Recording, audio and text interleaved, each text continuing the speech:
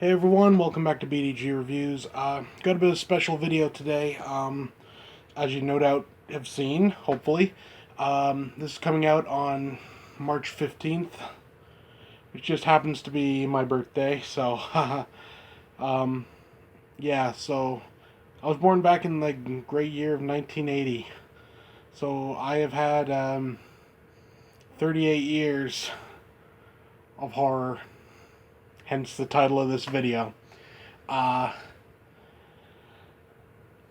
So essentially, what I decided I'm going to do, I was going to go through year by year, uh, 1980 right up to 2018, and just do a list of stuff that I dig. I made myself a couple of rules for this particular video. One, I was going to make sure for the most part, I was going to try to stick with stuff that was a little different, you know? So, not your typical choices. And for a second rule, I was going to stick to one per series. So, if you get like an 8 episode movie, you're not going to get part 1 here and then part 4 over there, whatever. Just doing one. So, yeah. So, I'll start this off. For some reason, this is actually the second time I've filmed this. The first time I kept forgetting numbers. So I've actually got the list written right over here with the year, and I'll just grab the movie, show it off. So yeah, here we go. First one from the great year of 1980. This is City of the Living Dead, Lucio Fulci flick, part of the Gates of Hell trilogy. So there was City of the Living Dead, The Beyond, and House by the Cemetery. All great flicks, but I always have a soft spot in my heart for City of the Living Dead. Just always a great flick, always enjoyable. Yeah, so there we go. 1982, we got American Werewolf in London. This is possibly my number 2 werewolf movie of all time. Number 1 is a short, honestly, called End of the Road. That was really it was like a literal 6-minute movie, but it was awesome. There was nothing wrong with it. So it knocked American Werewolf out of number 1. So there, great stuff though. That was 81. Damn it. 1982. Here we go.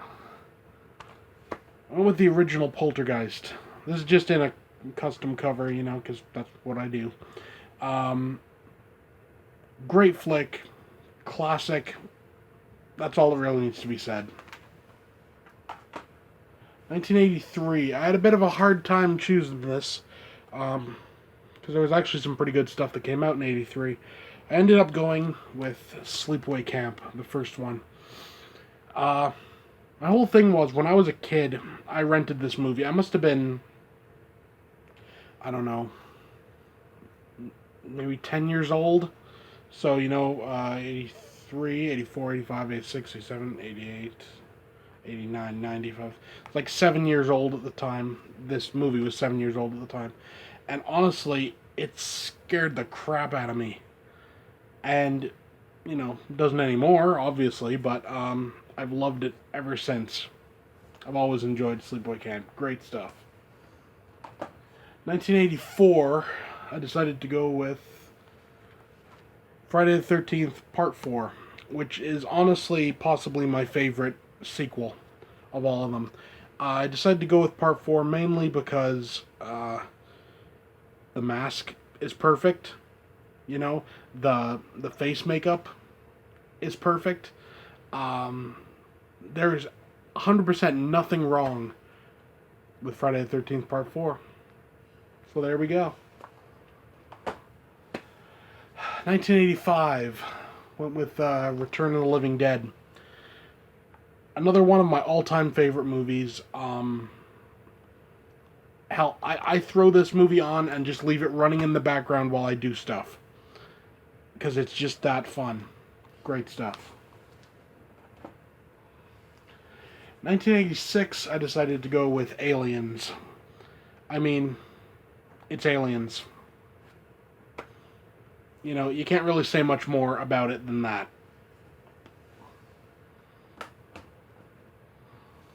For 87, I went with the first Hellraiser movie. All-time classic. Hell, I remember when I was a kid, I must have been maybe 8 or 9, when it was first coming out on VHS. I remember going to the video store with my parents, and they had a huge Hellraiser standee, and it was just that original poster art with Pinhead holding the box and everything. And I just thought it looked so damn cool. You know, it wasn't until quite a few years later that I saw it and completely fell in love with it. But, you know, it sticks with you, right? So yeah, Hellraiser, 1987. For 1988, I went with the first Child's Play movie. This is another one. When I was a kid, it scared me. You know, there's not many... Once you become a horror fan, things stop frightening you. And they become fun and enjoyable. And you'll jump and everything, but you never come out of, like, a movie anymore, honestly, thinking, like troubled by a movie or whatever. And I remember when I was a kid and I saw that, I must have saw it when it was 1989 maybe, or 9, about 89. I was really young when I saw the first Child's Play movie, and it scared the crap out of me. Mainly because, you know, I didn't see it in theater or anything, so I rented it, you know, and honestly, I didn't at first really know that, you know, Chucky was the killer doll. You know, at the beginning there's kind of like is this kid doing this? You know, like, is this all in his head or something? I remember thinking that as a kid, and it was kind of disturbing. Then it turned out to be a killer doll, and it was just cool. So yeah. And for 1989, I went with Stephen King's Pet Sematary. This is another movie that honestly scared the crap out of me when I was a kid. And more than anything else, it was that damn sister. If you've seen the movie, you know the one I'm talking about. And a lot of people, I think, seem to feel the same way about that character. It's just disturbing and creepy. And honestly, that was something that stayed with me for a while. Yeah. Okay, for 1990, I went with The Mighty Nightbreed. Clive Barker's a genius. I'm just putting it out there right now. This is a movie that is awesome in either its theatrical or director's cut. The director's cut is the superior cut, but the theatrical's still pretty solid. But this is a movie that was backstabbed. You know, someday maybe I'll do a video about movies that have been screwed over by the studios. And hell, 2 Clive Barker flicks land on that list, which might be saying something. But yeah, awesome flick, completely awesome. So awesome, I'll put it this way. This is the collector's edition. I paid for this. I'm not one of those people that ordered the standard edition, got the limited edition, like, sent them by accident, and just kept it. I paid, like, I think it was, like, almost $100, or over $100 for this. So, you know, that tells you my love of the breed. Next up, 1991, we got Popcorn. This is an all-time classic. Honestly, I haven't picked up the Blu-ray yet, but damn it, I'm going to, because I love this movie. It's cheesy as all hell. And the part that really gets me You know, which not a lot of people talk about the fact this was actually filmed in Jamaica. And when you realize that, you understand why they have like the the iron drums or whatever, the steel drums, and them playing, like the reggae style Saturday Night at the Movies. You know, it makes more sense. But when you first see it, you're like, what the hell is going on here? Why is there this random reggae group outside of this movie theater? But I love it. It's a great movie. Great time. 1992 is Candyman. This is a movie I do not know why there is not a special edition Blu-ray of this movie. So, if any movie company people are watching, I highly doubt it, but if you are, Scream Factory, Arrow, somebody, damn it, we want a collector's edition of Candyman. We deserve it. The movie's a bona fide classic. I'm stuck here with this import. Admit it, it's from Britain and it looks great, but there's nothing for special features. Come on.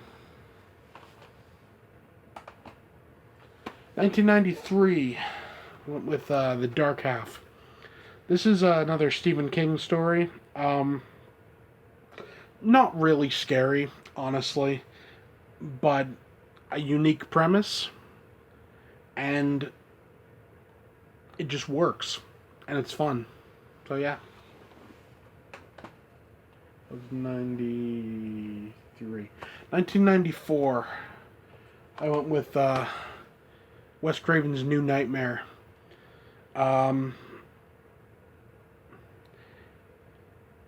It is what it is. It's the one Nightmare on Elm Street movie that was completely different than all the others, and I can appreciate that. I appreciate that they tried to do something different.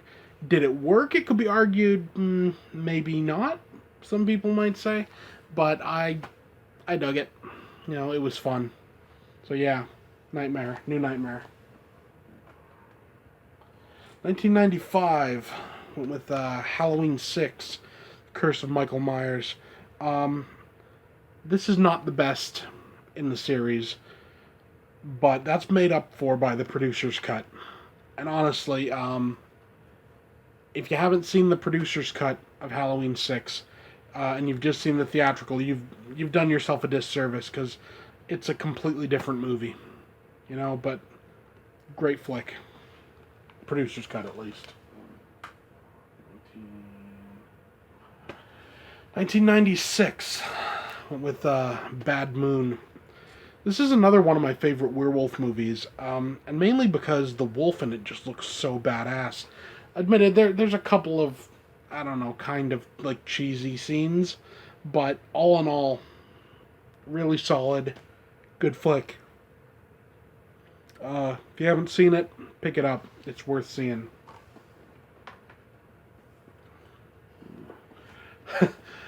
Checking my list. 1997 with Event Horizon. One of the best horror sci-fi flicks, like, ever, honestly. It's Alien meets Hellraiser, and it works perfectly. Now, this does have some very dated CG in it, but that's offset by some really good practical effects that just are really good. So yeah, Event Horizon, you can find this for like $6 in like the Walmart bargain bin. Buy it. If you have never seen this movie, buy it. Don't stream it, don't anything. It's like $6. Buy it. You won't regret it. Okay, 1998 went with The Faculty. This is one,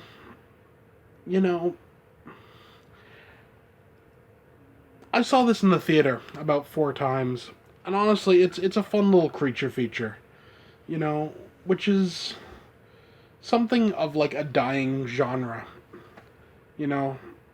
which is a damn shame. Sci-fi horror, kind of like teeny bopper sci-fi horror, if you will, but still pretty damn good. Um, this is another one that we could do with a better Blu-ray. You know, a special edition or something. You know, come on. And for 1999, had to go with this one simply because, well, its mark in history is kind of legendary. That's the Blair Witch Project. Wow, there we go. I don't want to say it invented a genre because it didn't. It took a dead genre and made it relevant again. You know, and that's pretty damn awesome. And it made it a legitimate form of entertainment. So, yeah. All right, now we're into the 2000s. The first one I went with is a bit weird in a way. It's just because, you know, I went with American Psycho. I mean, it's not my favorite movie. I like it. I've always appreciated American Psycho. It's not my favorite. I find it a little boring at times, but you know, that's just me. Um, it introduced the world to like a different type of psychopath. You know, we'd seen like the blood-soaked maniacs. We'd seen like the insidious characters. You know, but I don't know. Patrick Bateman's just something a bit different. You know, white collar psycho. 91, I went with the first Jeepers Creepers. This is a custom case again, so yeah, there you go. I saw this movie before I heard all of how much of a monster Victor Salva is. That being said, though, Jeepers Creepers 1 is a genuinely creepy and awesome movie. Honestly, it brought back creature features. You know, I remember seeing it in the theater and just being completely blown away because it was completely. I hadn't seen anything like that in years. So I appreciate it definitely for that. Jeepers Creepers. Down a bit here. Okay, 2002. I went with 28 Days Later. I think this was actually came out in 2003, but it was filmed in 2002. So you know, I might be cheating a little bit, but you know, it deserves to be on this list. What I was found awesome about 28 Days Later is it could have just been another zombie movie, honestly. But I liked the way they decided just to change everything up a bit, you know, and have it like more science based and everything. You know, I appreciated it. And honestly, that opening scene where he's walking around London and there's like nobody there, still to this day a pretty creepy damn scene. 2003. For that, I went with Texas Chainsaw Massacre, the remake. Some people don't like this movie. I don't get it. I mean, admitted, the first one is like a cultural icon. It is essentially a complete S-class perfect film. But this is one of the better remakes that's come out in that whole, you know, they had that like I guess maybe a 10-year period where they remade pretty much everything. And this is honestly one of the better ones. I thoroughly enjoyed it. I thought it worked. Good stuff. Texas Chainsaw. For 2004, I went with The Grudge. Now, The Grudge didn't bring quote-unquote J-horror to the West. That was The Ring. But The Grudge, honestly, is a perfect example of its type. You know, it honestly, it's the perfect Western J horror. You know, so yeah, I'll just leave it at that.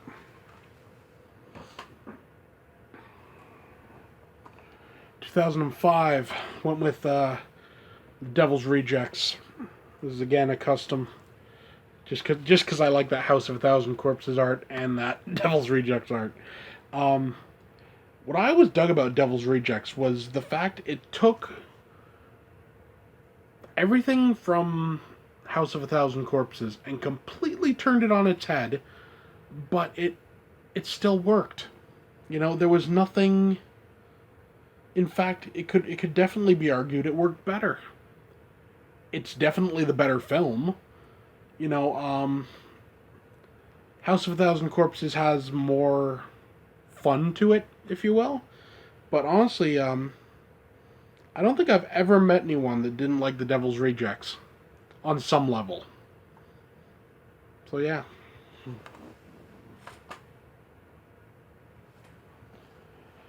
2006. This is All the Boys Love Mandy Lane. This is a great little flick. And this also kind of goes into that category of movies that were kind of screwed over. Because this came out everywhere else in the world, except for America and Canada.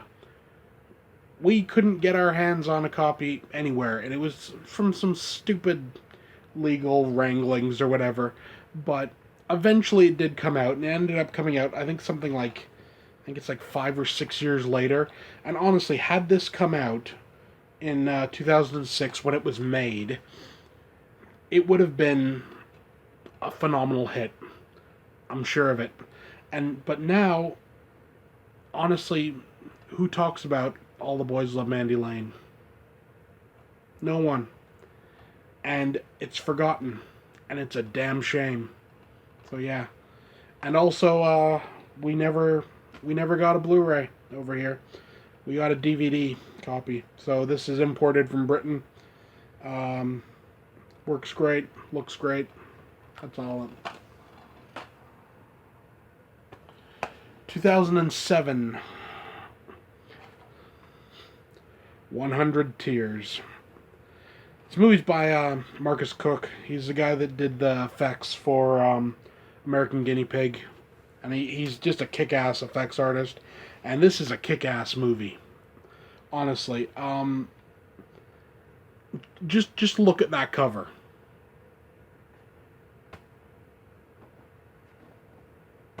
Yeah. It's awesome. Big-ass killer clown with a big-ass hatchet. And this is a splatter film to be proud of. I love this movie. Honestly, it's awesome. Buy it. Damn it. 2008. This time I picked up, and I'm going with Dead Girl. I bought this movie on DVD. Probably around, I don't know, it was 2008, so maybe around 2011 or 12. Honestly, I'd heard about it. I had no real interest. And I saw the DVD, it was like, $9, and I thought, you know what the hell, I'll give it a shot. So I picked it up, I watched the movie. Literally about 2 days later, I ordered the Blu-ray. Because I enjoyed it that much. It's disturbing. It's odd. It's something that needs to be seen to be believed. But damn it, was it a good movie. So yeah. 2009. This is one I went for simply for the cultural impact. Honestly, I'm not a huge fan of this movie. I prefer the sequel. And that is Human Centipede. The thing is, though, you knew what you were getting. They told you what you were getting. And people were still shocked when they saw it. So yeah, Human Centipede is what it is. I'm just leaving it like that. Okay, now we're into the 2010s and everything. Obviously, this just goes up to 2018 since we're still in 2018. Um, so yeah, let me just get right in.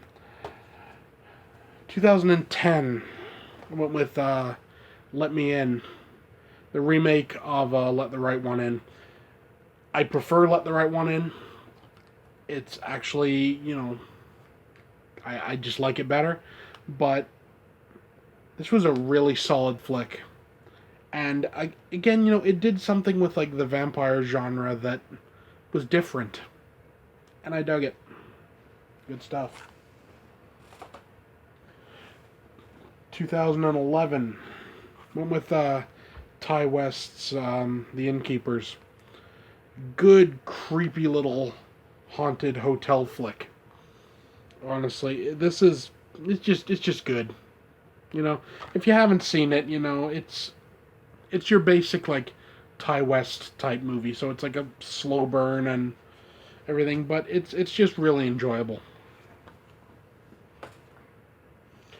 2012.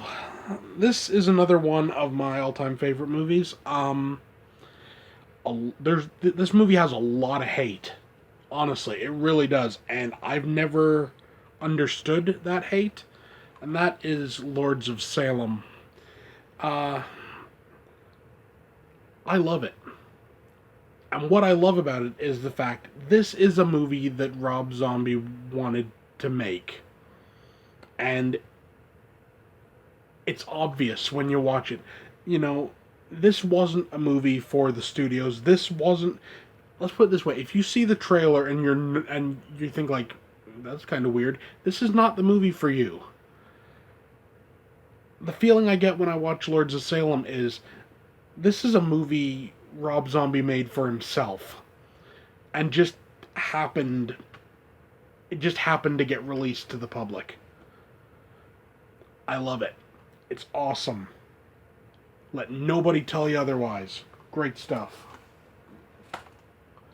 2013 with Evil Dead remake. Um, this is another one. I've left the other Evil Dead movies off the list, so I could put other stuff on. But this is a really good remake. And actually, at this very moment right now, I have the extended cut coming through the mail. So I'm looking forward to seeing that because it's got something. I think it's like 5 or 6 minutes longer. So I'm looking forward to that. But yeah, really solid movie, and this is the right way to remake a classic. Take that for what you will.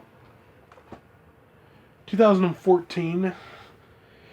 This was honestly a complete blind buy for me, and it's a horror comedy, but it's just really fun, and that's Housebound. Really neat little flick. Honestly, if you've never seen Housebound, I mean, I'm sure nowadays you can probably pick it up pretty cheap. It's a fun little flick. You're expecting it to go one way, goes a completely different way, and it's just awesome. Good stuff. 2015. American Guinea Pig, Bouquet of Guts and Gore. This is one of the first movies I properly reviewed on my channel. And, you know, I love it. I mean, it's not. I said in my review, I'll say it now, it's not for everyone. For most typical movie fans, this would be like a 1 out of 10. But for us gorehounds, and you know who I'm talking to. If I say gorehound and you know what I mean, I'm probably talking to you. Um, it's the systematic destruction of two people, and it's just awesome. Really, yeah. I even keep it in its own little slipcase. I like it that much. Um, yeah, it's awesome. The effects are through the roof. They're done by Marcus Cook. It's directed by Stephen Biro, the guy that runs Unearthed Films. So yeah, if you want something that'll kick you in the balls, and then when it's over, just like come back and kick you again. Okay, I've got some gore. That'll definitely do it. 2016 went with The Void. Now this didn't actually get like a Blu-ray release and everything. From what I know, until like early 2017. So like kind of right on the edge, but it was made in 2016. That's when I put it. This movie is awesome. I'm not even going to try to describe it to you. If the covers anywhere even slightly interests you, buy it. Don't question it. Just buy it. You won't regret it. 2017. This should really come as no surprise if you've watched my channel before. I love this movie. I honestly do. As far as I'm concerned, best movie of 2018. 17, my bad. It took, again, like with the Evil Dead remake, this is the way you remake a story. You completely switch it up. Just keep the bare bones. That's all you need, honestly. Okay, and for 2018, obviously, can't hold this up, because actually just came in the theaters a little bit ago. Still a long way to go in this year, but so far, my favorite movie has been Strangers 2. I will not call it Strangers Prey at Night. I hate that title. It's stupid. Just call it Strangers 2. You know, there was absolutely nothing wrong with that movie. I thoroughly enjoyed every moment of it. And the soundtrack, my God, that soundtrack is beautiful. It's just a damn shame it's not coming out on vinyl. It's only on CD. But it's a great little bit of filmmaking, and it's a great little soundtrack. Good stuff. So yeah, that has been the 38 years of horror. I ain't stopping anytime soon. I intend to go on till I'm like 134 or something. I love horror. Honestly, like, well, let's be honest. If you're watching my channel, you probably love horror too. Sorry if there was a bit of a jump cut there. It said maximum time allowed. But, so as I was saying, if you're watching my channel, more than likely you're a horror fan too. You know what it's about. You know, a lot of people don't get it, but, you know, we get it. And, yeah. So yeah, here's to another 38 years, and another 38 years after that, and a happy birthday to me. Yeah, so that's pretty much it. You may have noticed also I've left off the opening and closing again. For some reason I've found I've been having a lot of trouble recently with the audio sync. I mean, I've been having problems with audio sync for quite a while, but honestly, recently it's been getting pretty bad. I mean, it's been like quite a bit off. I think I'm gonna have to. I'm filming this on my phone, you know, like I film all my videos. I think I'm gonna have to be picking up a proper camera at some point. We'll see. Yeah, so there we go. Also, if you want to help out the channel, Patreon link and merch shop down in the description. Get yourself a pretty cool t-shirt if you want. Yeah, so that's it for now. See you next time.